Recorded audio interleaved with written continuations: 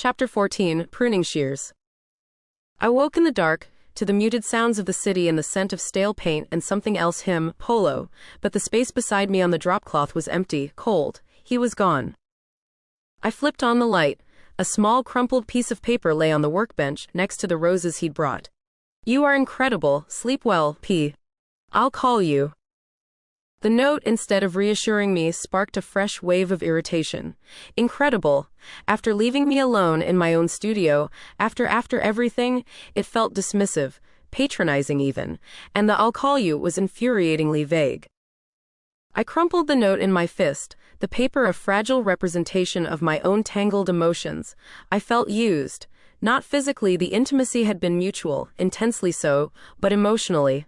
Like I'd opened myself up, exposed my vulnerability, and he'd retreated.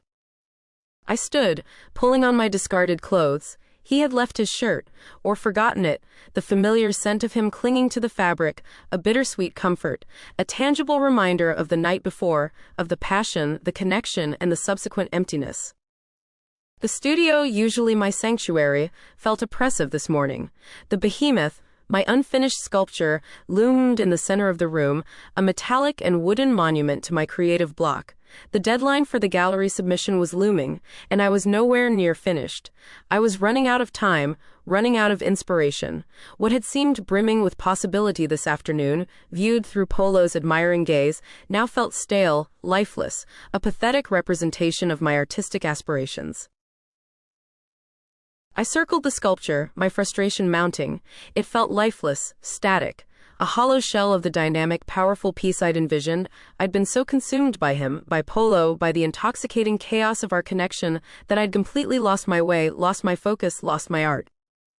My mother's words echoed in my mind, a familiar warning. "Don't lose yourself, sweetheart. Don't let him prune your vines too severely." The words stung, a sharp pang of guilt and self-reproach. Was that what I was doing, letting Polo distract me, divert me from my passion, my purpose? Was I allowing him to shape me, to mold me into something I wasn't? The roses, a mockery of beauty in this suffocating space, went straight into the trash. Their cloying sweetness was a caustic reminder of my failure, of his fleeting attention. I snatched up the welding torch, its familiar weight a cold comfort in my trembling hand. I had to work, to obliterate the memory of him, to find my way back to myself through the fire and the steel. But even as I ignited the torch, the blue flame flickering to life, I couldn't shake the image of Polo's face, the intensity in his eyes, the tenderness of his touch. The memory of our shared passion, the raw, undeniable connection, it was a powerful drug, and I was dangerously close to becoming addicted. I attacked the metal, the torch hissing and spitting, sparks flying, but the work felt forced, mechanical. My heart wasn't in it. My mind was elsewhere, replaying the night before, questioning his motives, questioning my choices. Was he falling for me, as he'd claimed, or was I just another conquest, another game to be won? I slammed the torch down, the sudden silence jarring. I couldn't do this. I couldn't work, not like this, not with my head, my heart so completely tangled. I needed space, perspective. I needed to get away from the studio, from the sculpture, from the lingering scent of Polo that permeated the air. I needed to remember who I was before him. I tossed his shirt onto a pile of discarded clothes. I pulled on my sandals, grabbed my keys, and headed for the door. As I stepped out into the cool evening, I felt a flicker of determination. I wouldn't let him consume me. I wouldn't let him define me. I would finish my sculpture. I would meet my deadline. I would reclaim my life, my art, myself. But even as I made that silent vow, I knew it wouldn't be easy. The pull towards him was strong, a magnetic force that threatened to throw me off course. The battle had just begun, and I was terrified I was already losing. I needed to get a grip and not be that girl, the one he left and would call eventually. I was better. Campus, usually a source of inspiration, felt vacuous this evening. The prestige, the history, the overwhelming pressure to succeed, it all grated on my nerves. I wandered aimlessly, my feet carrying me without conscious direction, my mind a chaotic jumble of thoughts and emotions. I found myself near the river, drawn to the calming rhythm of the water. I sat on a bench, watching the lights glitter of the water, trying to find some semblance of peace, some clarity. But even the gentle lapping of the waves against the embankment couldn't drown out the internal turmoil. Polo's note, "You are incredible." The words, meant to be flattering, felt hollow, generic. A platitude tossed off after an afternoon of what exactly? Passion, yes, connection, maybe, but also, undeniably, a power dynamic. Had taken a piece of me with him and left a cryptic message in its place. I pulled out my phone, staring at his contact. Should I call him, text him, demand an explanation, ask him outright what his intentions were? The thought made my stomach clench. I hated feeling this needy, this uncertain. This was exactly the kind of emotional entanglement I'd always tried to avoid.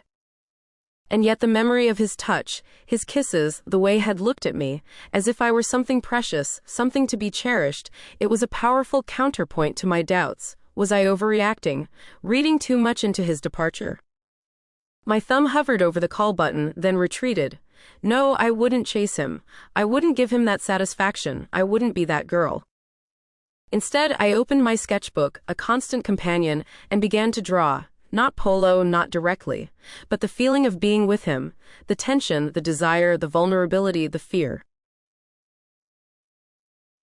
The lines were jagged, harsh, reflecting my inner turmoil. I drew a figure, bound, constrained, but also reaching, striving. A figure struggling to break free, to define its own shape, its own space. As I drew, a new idea began to form, a concept for my sculpture. A way to channel this mess into something productive, something meaningful. A way to reclaim my power, my agency. The behemoth had been about strength, about power, about breaking free. But it had been too literal, too obvious. This new concept was more nuanced, more complex. It would be about the struggle itself, the tension between confinement and liberation, between vulnerability and strength, between desire and self-preservation. I sketched furiously, the charcoal scratching against the paper, my hand moving almost unconsciously, guided by the raw emotion that coursed through me. The image that emerged was fragmented, abstract, but it held a power, a truth that the behemoth had lacked. This new sculpture wouldn't be about him. It would be about me, about my journey, my struggle, my refusal to be defined, to be controlled by anyone. A flicker of resolve, of defiance sparked within me. I wouldn't let Polo or anyone derail me. I wouldn't let him prune my vines. I would use this experience to fuel my art, to strengthen my resolve, to become even more fiercely, unapologetically myself. I closed my sketchbook, a new sense of purpose settling over me. I still didn't have all the answers. I still didn't know what Polo wanted, what he was playing at, but I knew one thing. I wouldn't be a passive participant in this game. I would define my own terms. I would create my own narrative. I stood up, feeling a shift in my internal landscape. The river, the city, the world seemed to shimmer with a new intensity. I wasn't defeated. I was activated. I started walking, not aimlessly this time, but with direction, with purpose, back towards the studio, back towards my art, back towards myself. I had work to do, and this time I wouldn't let anything or anyone stand in my way. He may have left me a note that said he would call, but I wasn't going to sit around waiting. As I walked, my phone felt heavy in my pocket, a constant temptation to reach out, to demand answers, to break the silence he'd left in his wake.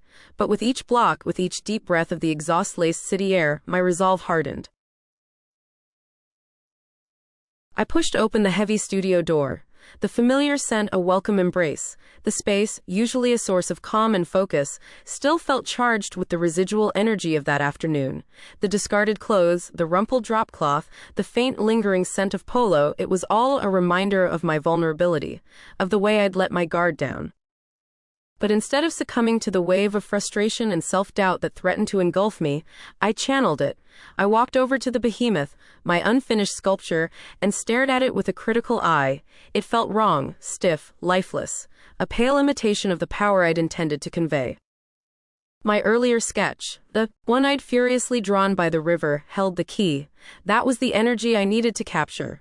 The struggle, the tension, the vulnerability and the strength. Without hesitation, I grabbed a pair of heavy-duty bolt cutters. The cold steel felt solid, reassuring in my hands. This was my space, my art, my rules.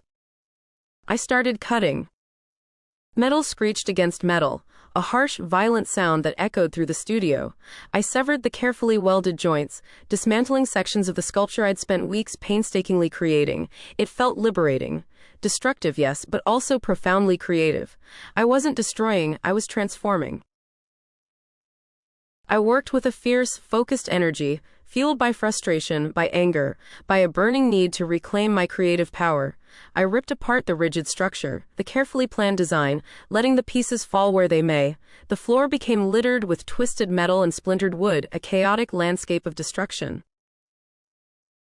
But within that chaos, a new form began to emerge, a more fluid, more dynamic, more honest representation of my inner state. I started to reassemble the pieces, not according to a preconceived plan, but intuitively, instinctively, letting the materials guide me. I incorporated new elements, jagged shards of metal, twisted wire, broken glass, reflecting the fractured, fragmented feeling within me. I welded, I hammered, I shaped, the physical exertion a welcome release. Sweat dripped down my forehead, stinging my eyes, but I didn't stop. I couldn't stop. This wasn't just about creating a sculpture, it was about rebuilding myself. Hours passed, I lost track of time, working through the night, lost in the creative flow, in the raw, visceral act of transforming metal and emotion into art. As dawn painted the studio with the first tentative light, a new form emerged from the wreckage. It was no longer the towering, imposing behemoth I'd envisioned, but something smaller, more intricate, more human, forged in the crucible of the night. A figure, contorted yet resilient, reaching, striving, bound by the cold, unforgiving metal and wire, yet also undeniably breaking free, its limbs extending outwards in a defiant gesture against constraint. It was alive, it pulsed with energy, with emotion, with the truth of my own struggle. I stepped back, my hands trembling, my body exhausted but exhilarated. I stared at the sculpture, at this new creation born from the ashes of the old, and a slow smile spread across my face. This wasn't just a sculpture, it was a statement, a declaration of independence, a reclaiming of my power. My phone buzzed in my pocket, a jarring intrusion into my creative bubble. I almost ignored it, but the persistent vibration made me pull it out. It was a text from Polo. Thinking of you. I stared at the message, a wave of conflicting emotions washing over me. Anger, frustration, and yes, damn it, a flicker of that undeniable pull. I typed a response, then deleted it. Typed another, deleted it again. What could I say? What did I want to say? Finally, after several false starts, I settled on a simple, non-committal reply. Working. I hit send, then immediately turned my phone to silent and tossed it onto the workbench, a small act of defiance. He wouldn't control my day. He wouldn't dictate my emotions. He wouldn't distract me from my work. I turned back to the sculpture, my resolve renewed. I still had a long way to go, but I felt like I was moving in the right direction. I was finding my way back to myself, one piece of twisted metal, one weld, one brushstroke at a time.